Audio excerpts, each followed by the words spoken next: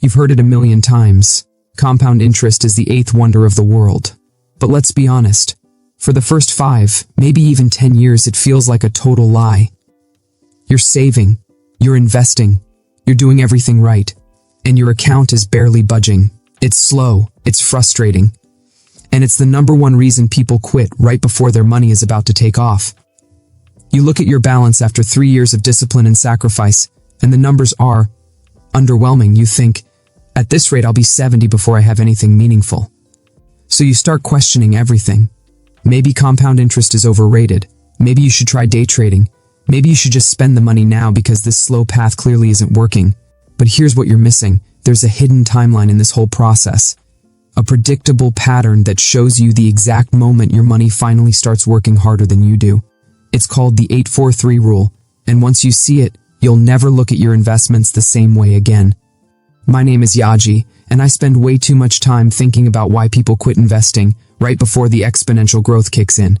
If you're someone who's been investing for a few years and you're frustrated because the numbers aren't growing fast enough, or you're wondering if this whole long-term investing thing is just a scam for the patient, make sure to hit the subscribe button and give this video a thumbs up if this helps you out.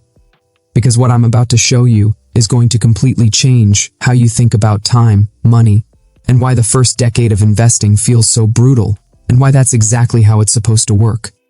So why does compounding feel like such a scam at the beginning? You see the charts, you hear the stories, you get it intellectually, it explodes at the end. But then you look at your own account after 3 years of diligently saving money and the reality is disappointing. It's not your fault you feel this way. Our brains are hardwired to think in straight lines, not explosive exponential curves. Here's the problem. In the beginning, the growth of your portfolio has almost nothing to do with market returns and everything to do with your savings rate. Your contributions are the star of the show. Compounding is just a background actor, waiting for its cue. Let me put some real numbers on this. Imagine you invest $10,000 every single year. You're getting an average 12% annual return over the long haul. In year 1, you invest your first $10,000. At 12%, you gain $1,200. Your portfolio is now worth $11,200. You put in 10 grand. The market gave you just over 1. Nice, but not life-changing. Your effort is doing about 90% of the work. In year 2, you start with that $11,200 and add another $10,000. Your new balance is $21,200. A 12% return on that is about $2,544. At the end of year 2, you have roughly $23,744. You've now personally invested $20,000. The market has kicked in a total of $3,744. Again, you're doing all the heavy lifting. The snowball is still just a small, hard-packed clump of ice you're painstakingly rolling by hand. This is what I call the Great Discouragement. It's that period, usually the first 5 to 8 years, where your results feel completely disconnected from the hype. It's where the temptation to give up is strongest. And here's what most people don't realize. This period of frustration isn't a bug, it's a feature. It's the foundation for everything that comes next. This is where the 8-4-3 rule comes in. The 8-4-3 rule is a simple way to visualize the power of compounding over a 15-year horizon. It breaks your journey into 3 distinct phases, showing you exactly when the power dynamic shifts from your savings to your money's earnings. Let me walk you through each phase. Phase 1. The grind, the first 8 years. This is the contribution phase. This is the grind. For 8 long years, you are the primary engine of your portfolio's growth. You invest $10,000 a year, contributing a total of $80,000. At the end of year 8, your portfolio will have grown to approximately $132,000. Let's break that down. You put in $80,000 of your own hard-earned money. The market through returns has added about $52,000. It took 8 years for the market's contribution to even get close to matching your own. You're still doing most of the work, but you've built something critical, the foundation. You've built the critical mass the snowball needs to start rolling all by itself. This is the phase where most people quit. They look at their balance after 5 years and think, I've been doing this for 5 years and I've only made $30,000? This is broken. And they cash out, they give up, they walk away right before everything changes. Phase 2, the acceleration, the next 4 years. This is the transition phase. This is where you finally feel the shift. The 8-4-3 rule shows that what took you 8 years to build will nearly double in value in just the next 4. At the end of year 8, you had about $132,000. By the end of year 12, your portfolio will have accelerated to approximately $270,000. Now, look at the engine behind this. In these 4 years, you invested another $40,000 to $10,000 per year, same as always. But your portfolio grew by a massive $138,000. For every single dollar you put in during this phase, the market is adding nearly $3.50. See the shift? In the first 8 years, your contributions were bigger than your returns. In this 4-year block, your returns are more than triple your contributions. Your money is finally working harder than you are. The growth from these 4 years alone, $138,000, is more than double the growth of the entire first 8 years. This is where people who stuck through the grind start to feel like they made the right choice. Your account is now over $250,000. It's real money. It's starting to feel significant. Phase 3, the explosion, the final 3 years. This is the exponential phase. Your money isn't just working anymore, it's sprinting. The rule predicts that your portfolio will grow by almost as much as it did in the first 12 years combined, but this time in only 3 years. At the end of year 12, you had $270,000. By the end of year 15, your portfolio will rocket to over $435,000. Let's analyze this. In these final 3 years, you invested $30,000. Your portfolio grew by $165,000. For every $1 you contributed, the market added $5.50. Look at year 14 alone.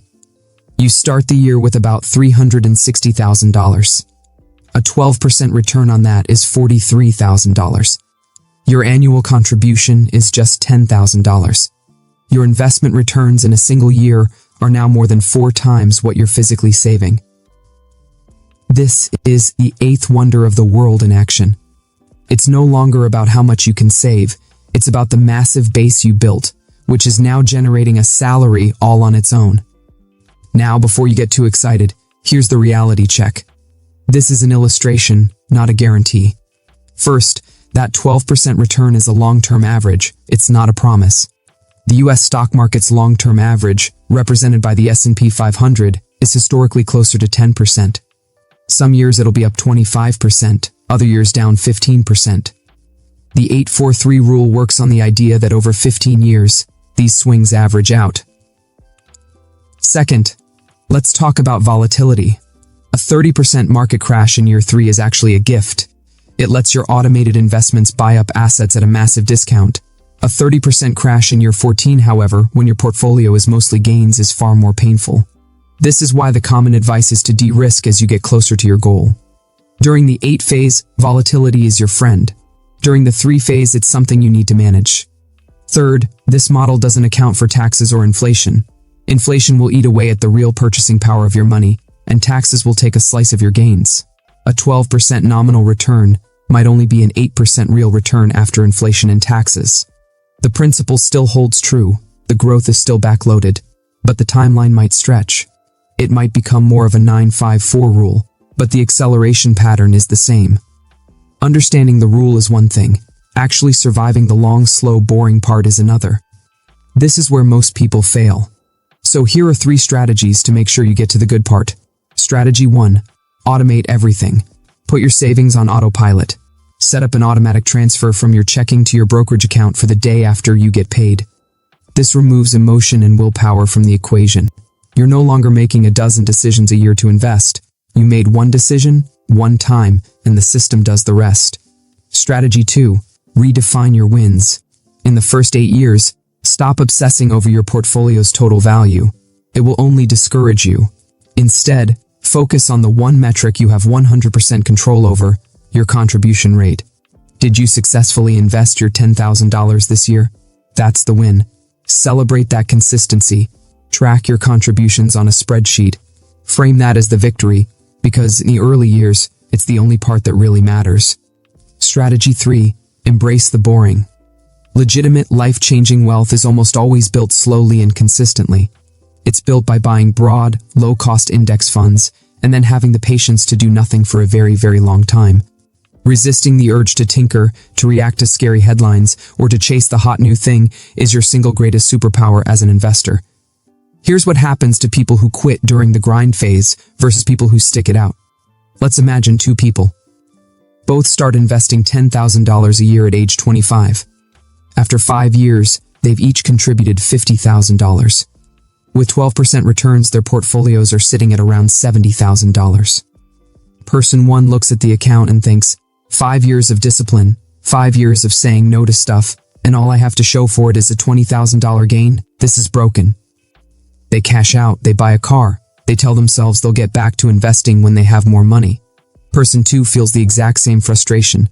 They see the same numbers, but they decide to stick with it.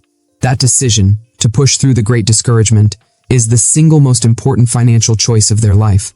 15 years later, person 2 has a portfolio worth over $435,000. They personally invested $150,000. The market did the rest, contributing an incredible $285,000. Their money is now generating tens of thousands of dollars for them each year, far more than they can save. In person 1, they bought that car, which is now worth next to nothing. Maybe they got back into investing a few years later, but they reset the clock. They interrupted the compounding. In doing so, they didn't just lose a few years of returns. They lost the most explosive part of the exponential curve. The cost of quitting during the Great Discouragement wasn't a few $1,000s. It was hundreds of thousands in future wealth. Here's what I want you to take away from this. Compounding isn't a lie. It's just backloaded. The slow, painful, frustrating start is the price of admission. It's the feature that filters out the impatient. The 8-4-3 rule isn't magic, but it is a map. It proves that the first 8 years of feeling like you're going nowhere is actually you building the launchpad for your financial future. Your job isn't to get rich quick. Your job is to stay invested long enough to let the math work its undeniable magic. If you're in year 3 and you're frustrated, you're supposed to be frustrated. That's normal. You're in the grind phase. Keep going.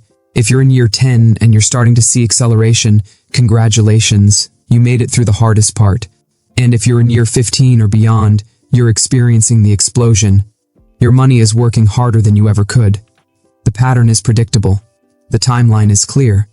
The only question is whether you'll stick around long enough to see it play out. If this video helped you understand why compounding feels slow and why you need to trust the process anyway, hit that subscribe button and drop a comment telling me what year of your investing journey you're in. Are you in the 8, the 4, or the 3? There's no wrong answer. And if you want more ways to build real, sustainable wealth without chasing shortcuts, check out the next video on the screen. Thanks for watching, and I'll see you in the next one.